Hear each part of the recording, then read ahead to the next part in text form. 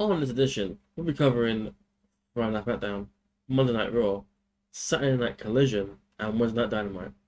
Stay tuned, it's going to be a good one. HCW Reviews.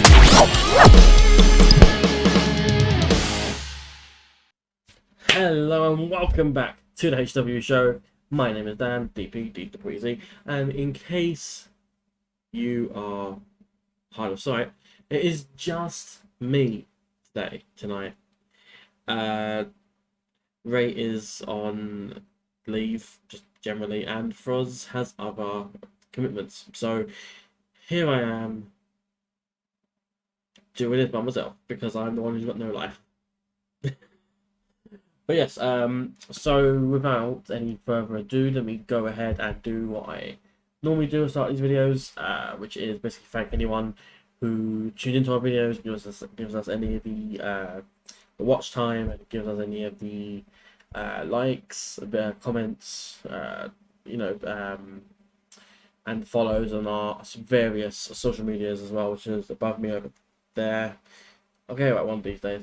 We have our Twitch, we have our Twitter, our X now, our Facebook, our Instagram, and our Threads.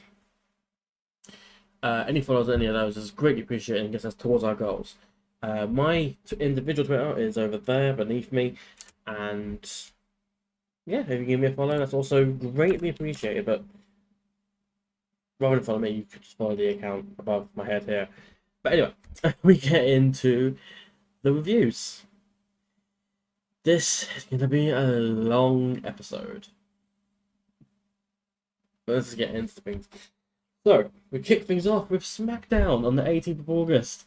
And things kick off with a Grayson Waller effect. Grayson's guests this week are Rey Mysterio and Santos Escobar. Grayson plays up the fact that Rey stole the title chance from Santos, and that Rey was being a glory hound, stealing opportunity when he could, wanting to relive his past and regain title belts. Rey gets heated because of this, but he eventually calms down, claiming that it didn't matter who won because the title was now within the Latin World Order. This then cues Austin Theory, who goes on a rant about how unfairly he's been treated as champion, and demands that Adam Pearce fix this. Adam Pearce does come out, but he's then interrupted himself by LA Knight. He says he doesn't care who's champion because that title was his. He is just a match between Theory and himself, and the winner will get a future title shot, I imagine. Pearce makes the match, and then we go to Austin Theory and LA Knight. The winner might get a US title shot. We're joined in commentary by the Miz for this match, but Austin Theory wins ultimately via a roll-up following Miz interference. I rated this 2.5 stars. It was perfectly serviceable singles match until Miz got involved, but that's a common problem with wrestling. We have unnecessary interference that leads into a win or a loss. Knight winning here wouldn't have been bad because, the interference for Miz would have made more sense than it did here. Like, if Miz had interfered during the title match. But, oh well. Theory is another shot at the title. Cool. We go to a vignette. Multiple people are congratulating Edge and thanking Edge for his 25 years. This is going to be a running theme for the episode. Go to a match. Damage Control. I don't care what y'all talking about. Bayley and Io Sky take on Bianca Belair and Charlotte Flair, which I didn't realise rhymes. Bianca Belair and Charlotte Flair. Flair. Bianca and Charlotte win the tag match after Bianca hits a KOD on Bayley. I rated this 3.5 stars. This was very good. All four women got their hits in. I disagree with having the choice of Io lose so soon after winning the title, but at least it wasn't her taking the pin. Charlotte and Bianca are good. Only one thing I've got to say, really, which is negative, is that they're always involved some way in a title scene. And with the revolving sort of women's roster we have right now with NXT as well, it we does see some newer faces in that scene. That's the only thing that I have at the match. Another vignette, we have more people thanking Edge for 25 years. Cool. We go backstage again. Damage Control here and they attack Bianca Belair, further injuring Bianca's leg. We go to the ring. Street Profits are here, and they're taking on the OC, Gallows and Anderson. The Profits win after a sky-high neckbreaker combination. I rated 1.5 stars. It was okay, very short match. It was really only there to get the Profits some momentum. It was kind of like a squash match, really. They didn't really need to do this match, but they did. So, yeah, there you go.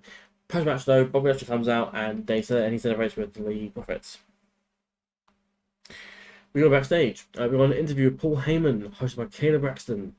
Kayla talks about hearing rumors, and Heyman rightly calls her out for this, leading to a bit where he asks why she's not talking about Edge and his 25 years, or the match between Austin Theory and the wannabe Flash in the Pan, LA Knight. And he then goes, LA Knight, nah. Like, Heyman then gets a mystery phone call, I don't know who it's from, but he confirmed that Jimmy Uso will be on SmackDown next week, and he refuses to share his source with Kayla. Kayla continues to be the scourge of SmackDown. And then we go into the televised main event of the night, Sheamus and Edge. Edge wins with a spear. 3 stars. I rate it as 3 stars. If you look online for the match, you'll see 5-star rave reviews. You'll see 6 stars if it was in Tokyo. For me, it was a standard modern day Edge match. Sure, it had the added gravitas of being Edge's potential final match in WWE. Ultimately, didn't do too much for the match itself, which seemed a little slow in places for me. It just wasn't for me, and not enough to justify following the sheep of the community and calling it the best match ever. But yeah, that was the end of SmackDown. And Edge gets a little send off, and we go to the races. We are done with Friday Night SmackDown, which was a show that was there. Let's put it that way. But yeah, move on. So we move on to Monday Night Raw for the 21st of August. We start things off with Sami Zayn. He's in the ring. He gets a massive pop. I didn't realize we were in Quebec, his hometown. Sami gets interrupted by Judgment Day, who surround the ring. Sami then asks Judgment Day if they really thought Sami came to the Quebec alone. This then cues a returning Kevin Owens. He's back. Kevin clears the ring and area, and Judgment Day eventually retreat. He then challenges Judgment Day to a match later. Cool. First official match of the night, we see the New Day, Kofi Kingston and Xavier Woods, still no biggie, sad face, taking on Drew McIntyre and Matt Riddle. New Day win following a Trouble in Paradise, but that was following interference from the Viking Raiders. I rated it 2.5 stars. It was an alright opener. Nothing particularly great about it. I'm still not sold on the idea of Drew and Riddle as a tag team, even with the tag names of the Drew Bros or the Driddles. I don't know what they were called now. But yeah, post match, the Viking Raiders attack New Day, proving there was no allegiance to anyone but themselves. Cool. Backstage, JD McDonough is here and he's talking with Finn Balor. Then interrupted by Rhea and Dominic. Rhea says that they need to talk about the tag match later, but prevents JD from joining them as it's only Judgment Day allowed. We get a vignette. Shayna Baszler wants to burn everything down, wants to remind the WWE Universe of what she is capable of. So maybe we are getting an actual return to the Queen of Spades character she did in NXT. Maybe. Who knows? We get a pre-recorded bit from Gunther, who says he's ready to make an example out of Chad, and that Chad will not make his own name from Gunther's expense. Backstage, Maxine Dupree and Otis give Chad a pep talk ahead of the title match. Speaking of the title match, we go into the title match, the Intercontinental Championship match between Chad Gable, the challenger, and the champion Gunther. Surprisingly enough, Gable wins, but via a countout. So while Gunther does actually lose, he remains champion. I rated this 4 stars. It was absolutely incredible. The match was great for TV, and despite what people are saying online, the countout ending made sense. It allowed Chad to prove that he could hang with Gunther and that he may even be a threat to the ring in general. However, it didn't give him a title, which means it allows Gunther to attempt to extend his reign and break the eventual record. I don't know if Gable will be the guy to actually dethrone Gunther, but either way, if this match is a taste of what we could get potentially on pay-per-view level, then sign me up. Sign me up. Backstage, Judgment Day are still arguing over who'll be in the tag match later. Rhea tells Damien and Finn to work it out, or she'll do it for them. We're still backstage. Gunther is irate that he didn't beat Chad, and he then has to go at Imperium and tells them to fix up their act. We remain backstage with Cody. Yay, Cody. Cody's like, you know what? I'm bored of being backstage. Let's go to let's go to the people. Let's go to the rampway. So they go to the rampway. He asks the crowd in French what they want to talk about. He wants to see Judgment Day fall and hopes that the people will be in his corner. We get a vignette now. Shinsuke explains what he was with Seth. He says that he told Seth that he knows about Seth's back. Apparently, Seth's been injured and he's working injured. He's been wrestling injured, sorry.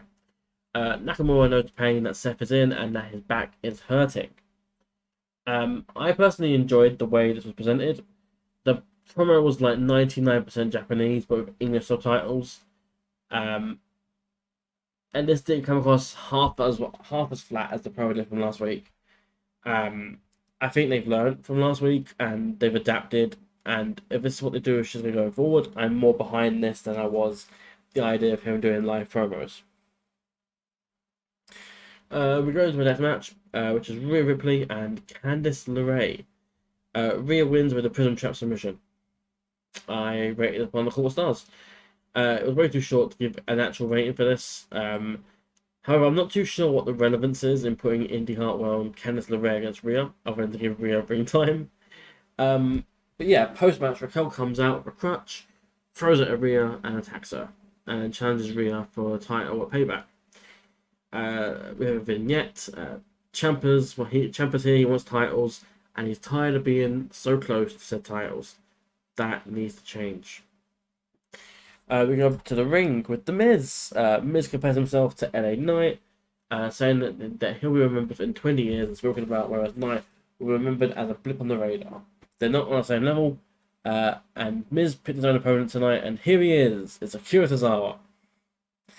They're getting back and forth in the ring between yeah and really. So, like, Tozawa going, yeah, and then Miz going, really? And then, yeah, really? Yeah, we got a point. So the match itself, The Miz and Akira Tozawa. Tozawa wins with a flash pin. Did not see that coming, honestly. 2.5 stars. The match was simply a means to an end to advance the Miz and LA Knight feud. It was alright. Tozawa's not a bad wrestler whatsoever, neither is Miz to that extent.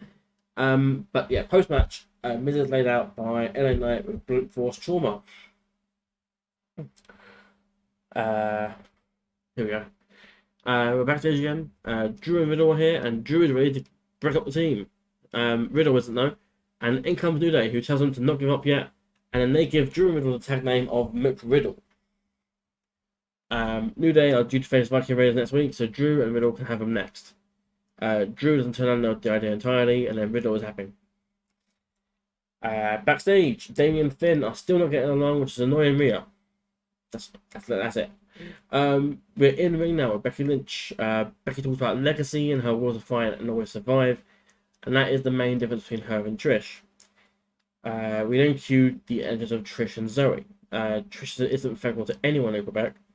Becky asks if she's scared. Trish says she is, but kills it each time that she is. Becky reveals that she and Zoe are going to be in a Falls Count Anywhere match next week on Raw. This was just slow and bad and not a good promo whatsoever. There was weird parts in the promo as well that came from Trish. Trish was audibly and visually thrown off her game by chants of the crowd saying, and I could be saying this wrong, Ancien Calice, or something like that. But that basically means we don't care in French Canadian. So the crowd chanted that several times at Trish. So I can sort of see why she was off her game this week.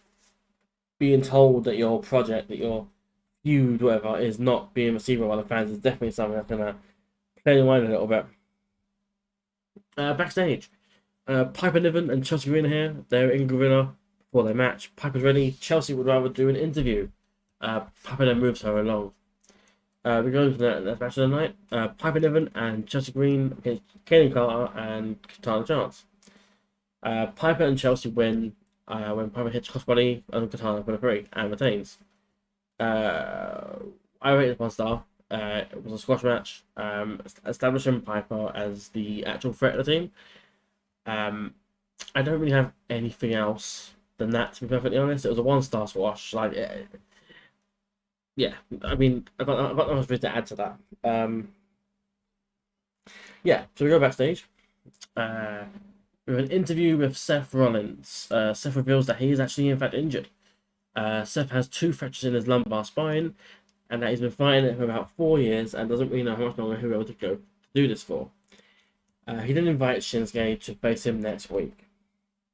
We then go into our main event. Sami Zayn and Kevin Owens against the Judgment Day, Balor and Priest.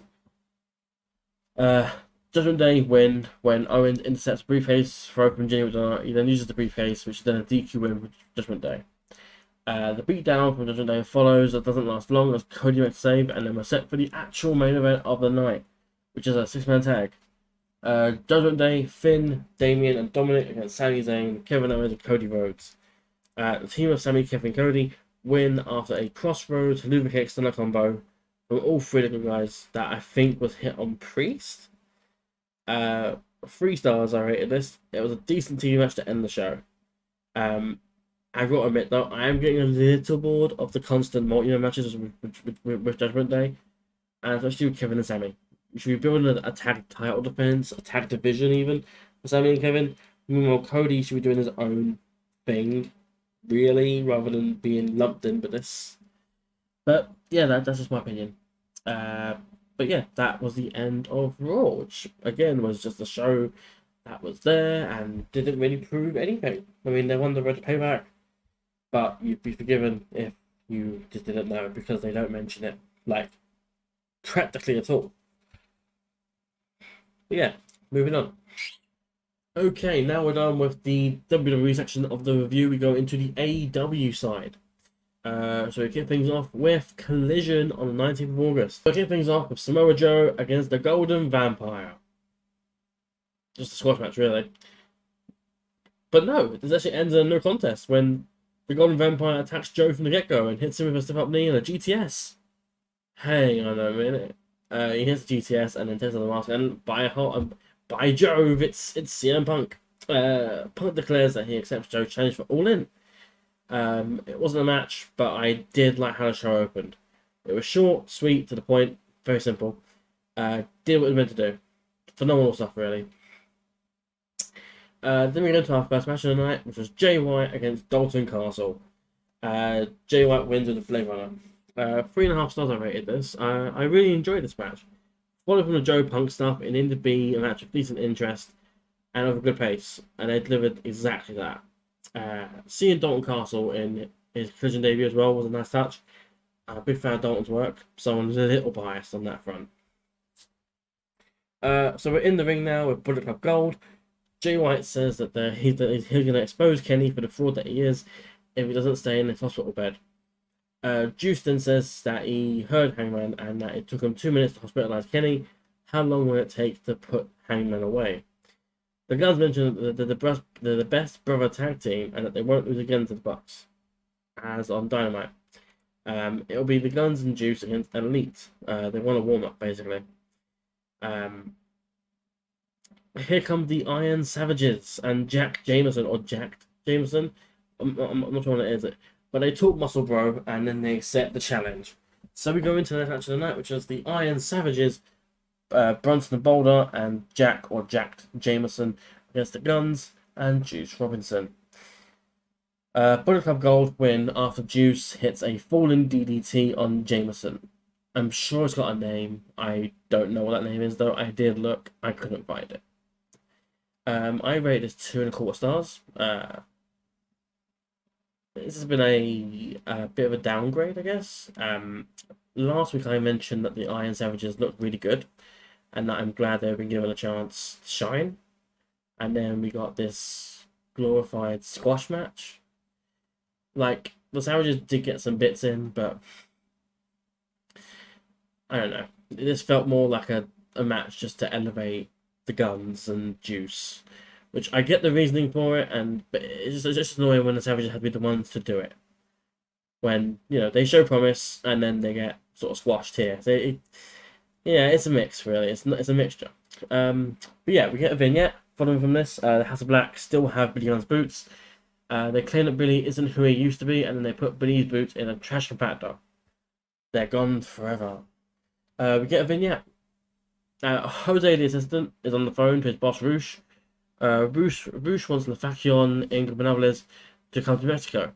Preston Barnes and Commander are chilling at a bar when they get kidnapped. I guess they're both dead now.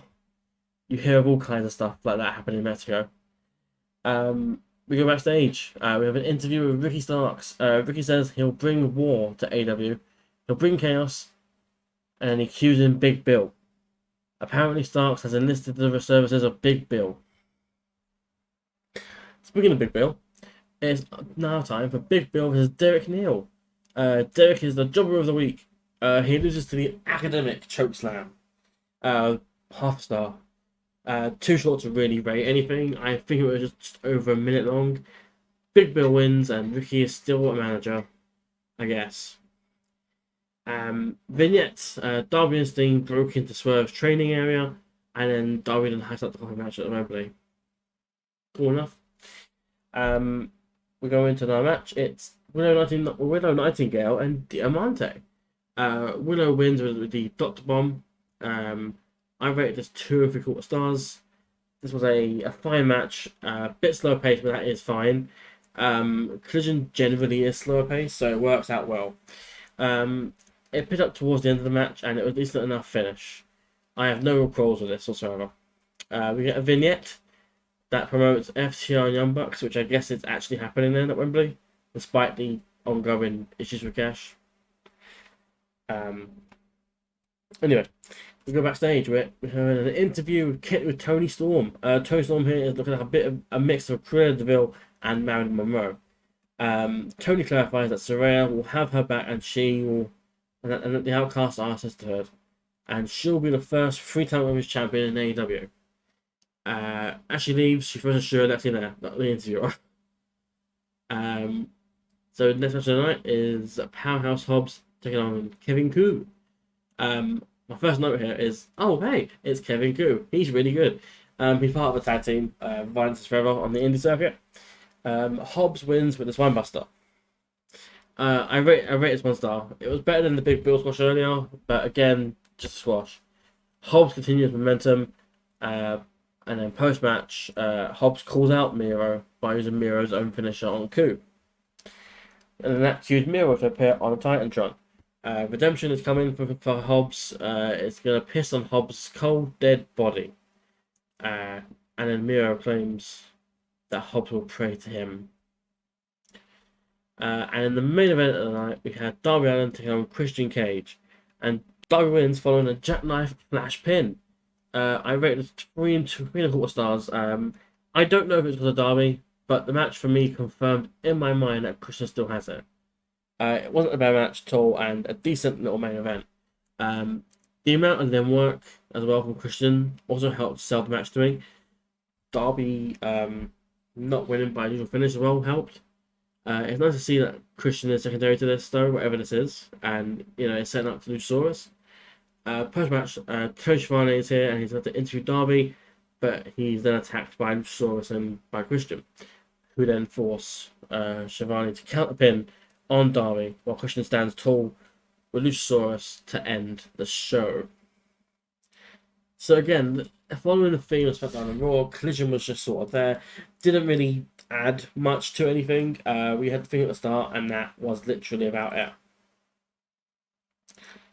So, yeah, we will be moving on any second.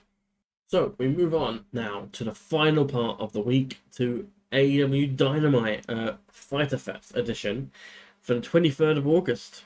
we kick things off with the Elite and Juice Robinson. The Elite versus Robinson and the Guns. This is a whole lot of nothing, and there's an attack before the bell and then a lot of brawling. Takashita gets involved, and then FTR make the save. I physically couldn't rate this, as it wasn't a match. There was never a bell, and there was never in-ring actual fighting. We go backstage. We got an interview with Renee Paquette and with MJF. MJF compares himself to the British Bulldog if he was Jewish and a good speaker. MJF is ready for the pressure that comes with the situation. He says that he and Cole are brothers, and that fighting is natural between them. He asks the audience to then bear with and be vulnerable with MJF, as he'll be vulnerable for them. We then move on to the first official match of the night, which was Jon Moxley and Rey Fenix. Moxley wins via a knockout with a full body submission. I'm not sure how it's called. Post match, we got a beatdown from the Rebel Combat Club, but the return of Ortiz cues the return of Santana. Santana and Ortiz are back, and they're part of the BCC team for All In. 3 stars, this match was. Fun match, which ultimately served as a way to write things off TV for All In. I don't really care for Moxley, and honestly, I was more sold on Penta before as a Silos guy than I was Phoenix, but this match proved me wrong completely. But yeah, it got Phoenix off. It got Phoenix off TV in a believable way, at least, which is something compared to what you've seen in the past, especially from AEW, who do these weird little things. But yeah, we go backstage again. We see Phoenix being loaded into the back of an ambulance. Renee tries to interview Eddie Kingston and is just turned away because she is Moxley's wife. And he's trying to speak to Kingston. We get an interview with Sammy Guevara.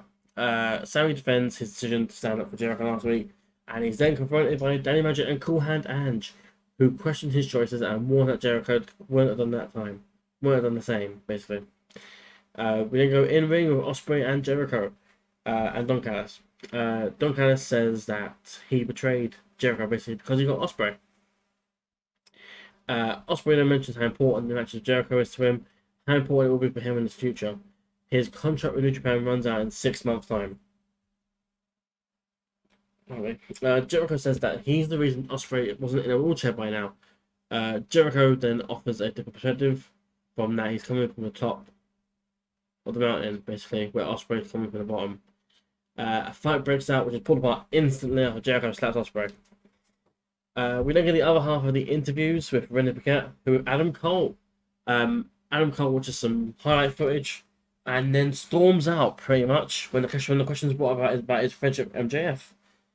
Comparing Cole's interviews to MJF's, Cole seemed to lose his cool a lot quicker than MJF did. This match comes up. It's Darby Allin and Nick Wayne against Swerve Strickland and AR Fox. Darby and Nick win basically after Nick rolls up AR Fox for the free. Post match, Swerve and Prince Nana turn on AR Fox, kicking him out of the American Embassy and placing him at the All In match with Christian. Christian cuts the inevitable dead dad promo on Nick Wayne and continues to be an absolute menace. I rated 2.5 stars. It was a standard tag match that didn't really play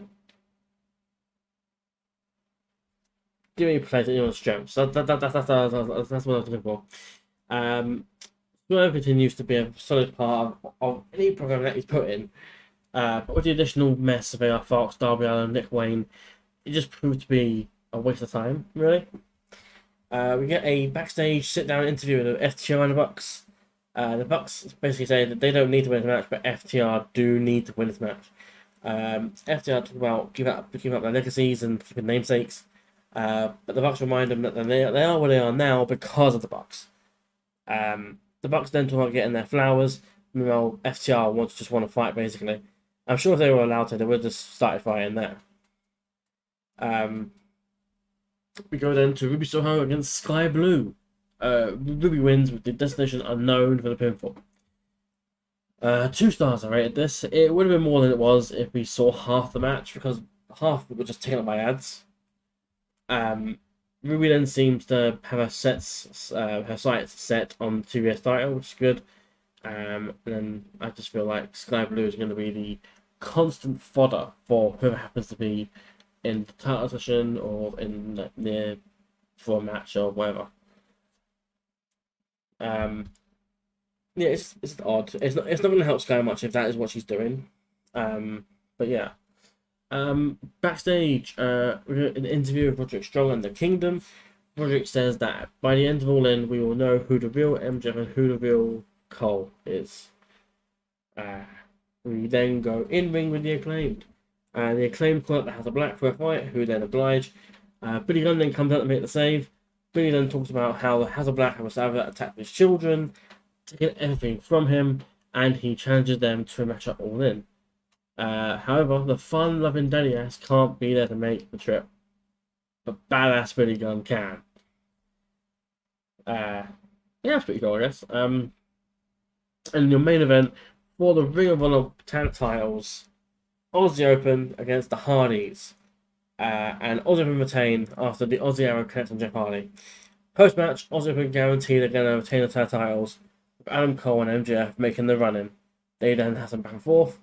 And then Adam Cole and MJF both tease more tension between the pair of them, but eventually they just hug it out, and that is the official end of the show. 2.25 stars I rated this. It kind of fell flat. I do love Aussie Open, but the random match and random title defense fell out of nowhere, with the Hardys not even being that good anymore. And then you add in the bonus tension of, of that post match, and how it kind of was open a lot afterwards. When in reality, they're the first obstacle, so you really should put them first because they're the really only real obstacle between them. But yeah, that was Dynamite. Overall, a pretty standard week just to get us closer to our end of week. But yeah, that was the end of Dynamite, and that is the end of this review. Thank you for watching. I've been Dan, DP, or as we all say, D to the pre-Z.